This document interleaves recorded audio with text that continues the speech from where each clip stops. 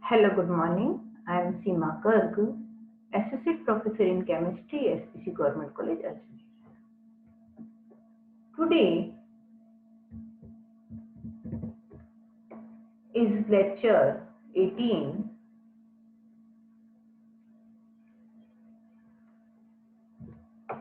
It is for BSc Part 2, Organic Chemistry, Paper 2, Unit 1, Ethers and Epoxide, Section B. Today we will discuss orientation of epoxide ring opening. Symmetrical epoxides having equivalent environment, so nucleophile may attach to either carbon atoms. But in unsymmetrical epoxide, where carbons having different environment, then nucleophile has an opportunity to attack to which carbon depending upon the nature of medium, that is acidic or basic. See here, this is the epoxide molecule. This carbon is more substituted here. This carbon is right more substituted than in acidic media. Nucleophile will attack on this carbon. Whereas in basic media, the nucleophile will attack to the less substituted carbon. This one is less substituted, so it will attack from on this carbon. For example, see this molecule in acidic media. See here, first it is protonated to oxonium ion, then it is reacted with nucleophile with isotope labeling 18. Then this isotope labeled nucleophile will attach to this carbon. See here, right? On ring opening, it will attach to the more substituted carbon. Then on deprotonation, it will give us the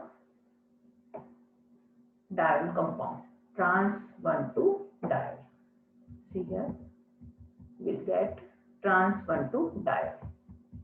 Whereas in medium basic, nucleophile approaches the less substituted carbon or less sterically hindered portion. See here, this nucleophile in basic media, it will attack to the less substituted carbon.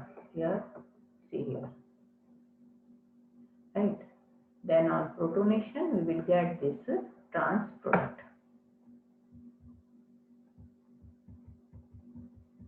See another example here. When it attacks to this means in acidic media, this secondary carbonium ion formation is occur, and then on deprotonation, here I have to mention the deprotonation, we will get the major product, trans major product. The protonated epoxides breaks preferably in the direction that puts the positive charge on the more substituted carbon, because the more substituted carbon cation is more stable. Pathway of reaction is partially SN1 and partially SN2.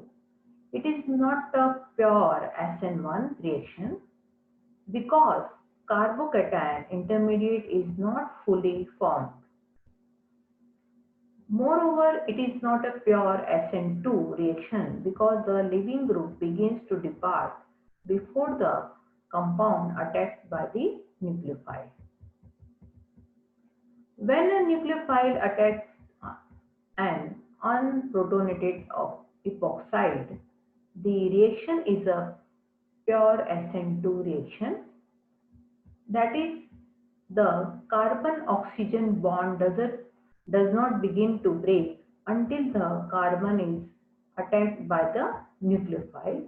In this case, the nucleophile is more likely to attack the less saturated carbon. See here. So this reaction is SN2 reaction. Here it is attacking and then it is carbon-oxygen bond is breaking. So here two molecules are participating. So it is SN2 reaction, and then after protonation we will get the trans product. Reaction with Grignard reagents. Epoxides react with Grignard reagents to form primary alcohols containing two or more carbon atoms.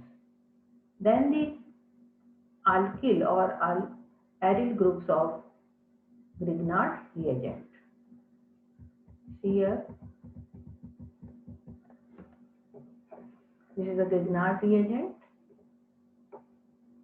It is attacking to this oxirane molecule, and after hydrolysis it will give us the alcohol, primary alcohol product. See here, when it is substituted, oxirane is reacted with RMGF Grignard reagent. After hydrolysis we will get the corresponding alcohol, secondary alcohol. Reaction with lithium reagent. When vinyl oxirane is reacted with methyl lithium, then it will attack by two sides, path A and path B. So when it is attacking from path A, that is this side, on this side, then we will get 2-methyl 3-butene 1-ol. When it is attacking from the B side, we will get pentane 1-3-ol. Conjugate addition.